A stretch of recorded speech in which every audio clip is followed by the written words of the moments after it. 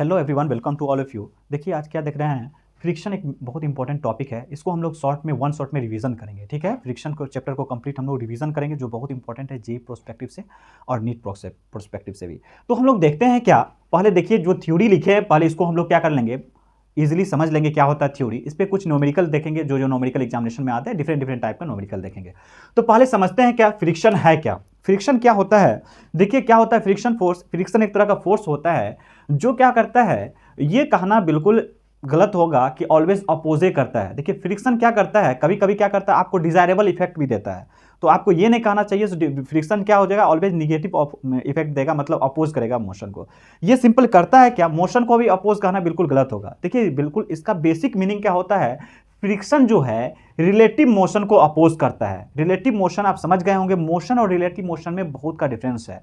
समझिए पहले मोशन किसको बोलते हैं, रिलेटिव मोशन किसको बोलते हैं। अगर आपके दो फ्रेंड है, अगर एक के पीछे बैक के पीछे में दूसरा आप बैठे हुए हैं, तो आपका बाइक जो है मोशन में है, लेकिन आप दोनों फ्रेंड एक दूसरे के रिस्पेक्ट में क्या है, रेस्ट में है।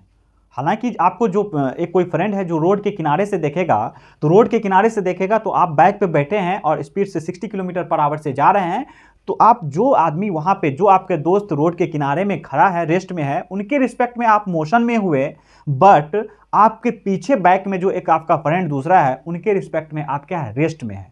तो रिलेटिव क्या होता है, रिलेटिव टर्म होता है एक दूसरे के रिस्पेक्ट में देखा जाता है। क्या देखा जाता है, एक दूसरे के रिस्पेक्ट में आप क्या है।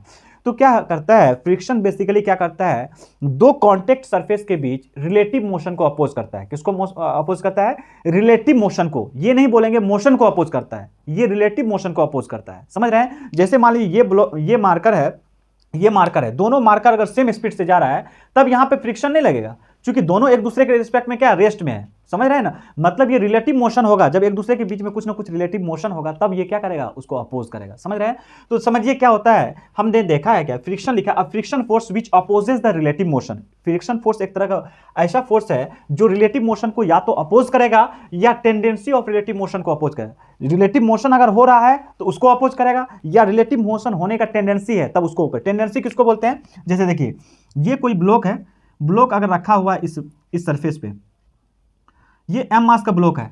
अगर आपने ये बहुत हैवी ब्लॉक है, हैवी ब्लॉक है, आप इसको क्या कर रहे हैं, कुछ फोर्स लगा करके धक्का दे रहे हैं, तो धक्का दे रहे हैं, ये अपने जगह से हिल नहीं रहा है, लेकिन मोशन करने की टेंडेंसी जरूर करेगा, मोशन करने की टेंडेंसी जरूर कर रहा है। क्यों, अगर सपोज मान लीजिए इसको आप धक्का दे रहे हैं, धक्का में बहुत ज़्यादा हैवी है, तो धक्का दे रहे हैं तो ये अपने जगह से हिल नहीं रहा है, लेकिन आपने कोशिश कर रहा है, तो ये मोशन करने का ये भी टेंडेंसी कर रहा है, मोशन करने का ये कोशिश कर रहा है, ये भी ट्राई कर रहा है सब मोशन में आ जाए, लेकिन जितना इसको जरूरत है उतना मोशन फोर्स आप नहीं लगा पा रहे हैं, इसी वजह से ये नहीं जा रहा है।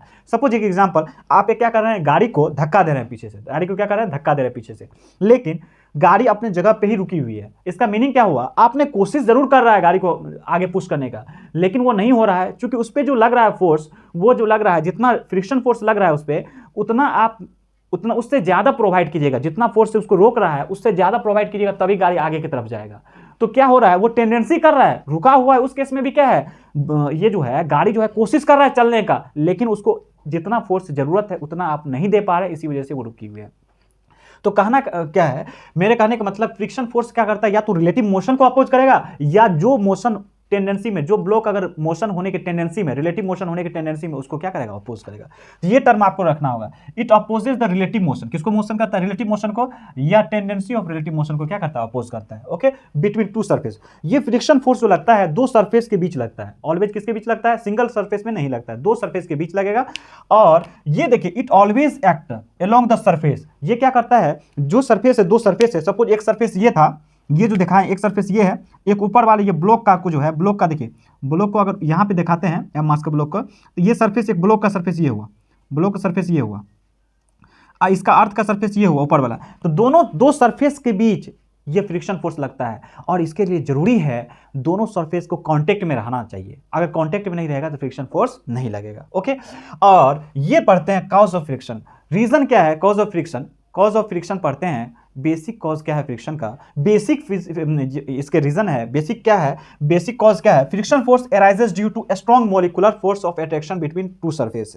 देखिए दो सरफेस के बीच, दो सरफेस, जिन दो सरफेस के बीच फ्रिक्शन लगता है, उसके पीछे रीजन क्या है, उसके पीछे मेन कारण क्या है, तो इन दोनों सरफेस जो है आपस में इसके एटम और इसके एटम क्या होता है, strong intermolecular force of attraction से कनेक्ट रहता है। क्या होता है, दोनों सरफेस के बीच ये एटम जो होता है स्ट्रॉन्ग इंटरमोलिकुलर फोर्स से क्या होता है, कनेक्टेड होता है। ओके, तो ये लिखे हैं कॉज क्या है, कॉज क्या है, force friction force arises due to strong intermolecular force of attraction, किसके बीच, बिटवीन टू सरफेस के बीच, दो सरफेस के बीच आपस में क्या होता है, स्ट्रॉन्ग इंटरमोलिकुलर फोर्स से कनेक्टेड रहता है, इसी वजह से क्या होता है, ये लगता है।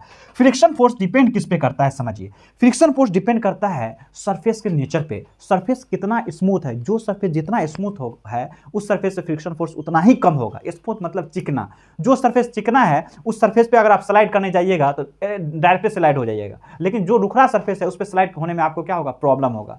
तो क्या होता है, जो चिकना सरफेस रहता है, जो स्मूथ सरफेस रहता है उसका फ्रिक्शन फोर्स कम होता है, जो क्या होता है, जो रफ होता है, जो रफ होता है इरेगुलर शेप का होता है, सरफेस होता है, इरेगुलर सरफेस मतलब ऐसे ऐसे सरफेस है, इस पे फ्रिक्शन फोर्स क्या होगा, ज़्यादा होगा। समझ रहे हैं, तो नेचर ऑफ सरफेस पे डिपेंड करता है, इसमें म्यू लिखे हैं, कोएफिशिएंट ऑफ फ्रिक्शन। दूसरा नॉर्मल रिएक्शन पे, दूसरा किस पे, फ्रिक्शन फोर्स जो डिपेंड करता है वो नॉर्मल रिएक्शन पे भी डिपेंड करता है, नॉर्मल रिएक्शन कितना है, आगे आएगा नॉर्मल रिएक्शन। देखिए टाइप्स ऑफ फ्रिक्शन फोर्स दो टाइप के होते हैं, एक स्टैटिक एक होते हैं काइनेटिक। स्टैटिक फ्रिक्शन किसको बोलते हैं, काइनेटिक फ्रिक्शन किसको बोलते हैं, इसको हम समझते हैं। स्टैटिक फ्रिक्शन किसको बोलते हैं, स्टैटिक फ्रिक्शन को एफ से दिखाएं, सबस्क्रिप्ट में लिखें एस, यानी static friction. When two surface are relatively at rest, अगर दो सरफेस या तो रिलेटिवली एक दूसरे के रिस्पेक्ट में रेस्ट में है तब जो फोर्स लगेगा, दो सरफेस जो है एक दूसरे के रिस्पेक्ट में अगर रेस्ट में है, मोशन नहीं कर रहा है, तब जो उस केस में फ्रिक्शन फोर्स लगेगा उस फ्रिक्शन को कहते हैं स्टैटिक फ्रिक्शन। समझ रहे हैं, ऐसा जरूरी नहीं रेस्ट में, एक दूसरे के रिस्पेक्ट में रेस्ट में हो। बार बार बोलते हैं रिलेटिव मोशन का मीनिंग होता है एक दूसरे के रिस्पेक्ट में रेस्ट में। जैसे ये ब्लॉक, ये मार्कर है 10 मीटर से आगे चल रहा है, अगर इसके पीछे ये कनेक्ट है, ये भी 10 मीटर से जा रहा है, जैसे समझिए इसे, अगर इसके ऊपर में एक ब्लॉक रख देते, इस ब्लॉक के ऊपर में M2 रख देते, ये M1 है, अगर मान लेते ये 10 मीटर से जा रहा है, ये 10 मीटर पर सेकंड से जा रहा है, ये भी 10 मीटर पर सेकंड से आगे जा रहा है, दोनों के स्पीड सेम है, तब जो है ये एक दूसरे के रिस्पेक्ट में अभी भी रेस्ट में है। ये भी 10 मीटर से आगे, ये भी 10 मीटर से आगे, मतलब एक दूसरे के रिस्पेक्ट में M1 और M2 क्या है, रेस्ट में समझा जाएगा। तो इसके बीच जो लगेगा, जब दो सरफेस रिलेटिवली रेस्ट में रहेगा तब उनके सरफेस के बीच में जो फोर्स लगेगा, फ्रिक्शन फोर्स, उस फ्रिक्शन फोर्स का नाम दिया गया है static in nature. Static friction क्या नाम दिया, स्टैटिक फ्रिक्शन, क्या कहा, स्टैटिक इन नेचर।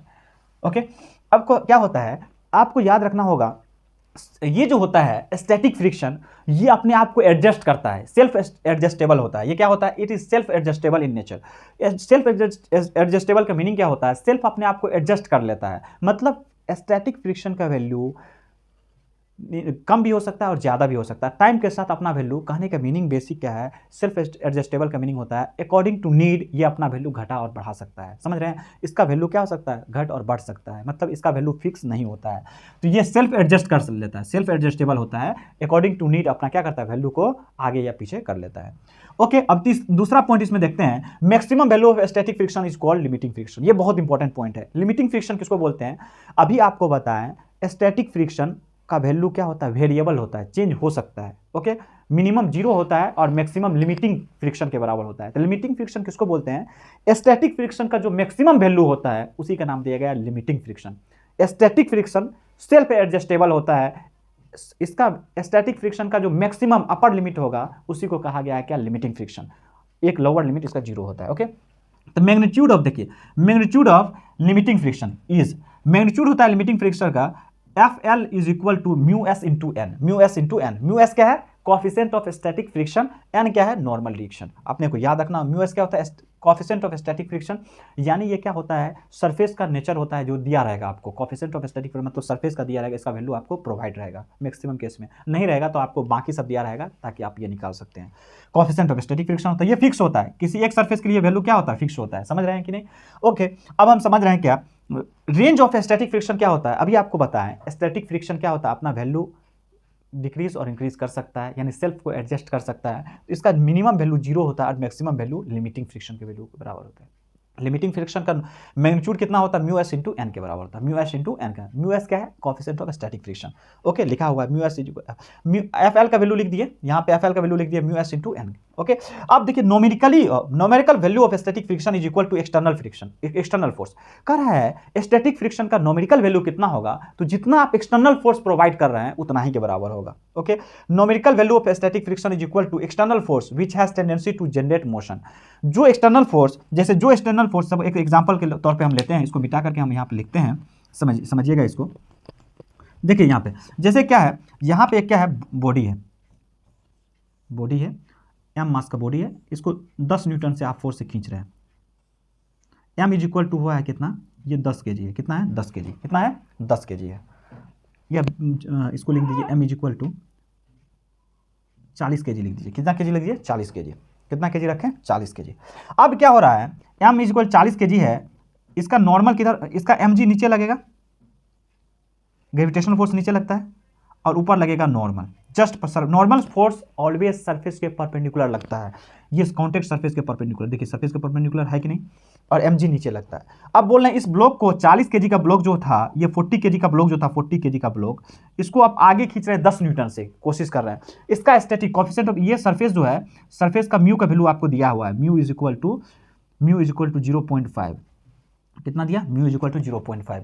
आपको बताना है क्या, ये म्यू एस या म्यू क्या नहीं दिया, सिर्फ म्यू दिया हुआ है, तो आपको बताना है ये कौन सा फ्रिक्शन लगेगा और कितना लगेगा। देखिए क्या होता है, आप पहले ये बताइए, सबसे पहले इस क्वेश्चन को सोल्व करने के लिए आपको करना पड़ेगा क्या, लिमिटिंग वैल्यू निकालना पड़ेगा, एफ एल। ये कितना होता है, या नहीं तो इससे निकालिए, म्यू इंटू एन के बराबर होता है।